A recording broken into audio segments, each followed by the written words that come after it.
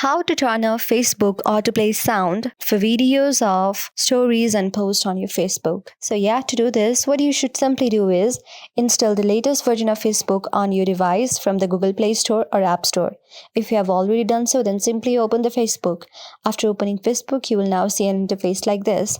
On the top right section, you will see 3 vertical lines with your profile linked on it. When you tap on this, just scroll down and click on the option of settings and privacy. After clicking on this, you can again go down and click on the cellular data uses.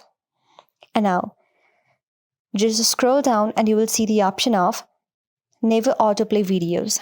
So, if you tap on this, then your videos will be never autoplayed and you should play it by yourself. But I will off it for now. And the next option you have is video start with sound. So if you enable this, then your videos will start with sound. If you don't enable and disable this, then your videos will not be start with sound. So yes, this is how you do this. I hope this video helped you. If you like our video, then please do subscribe to our channel. Thank you.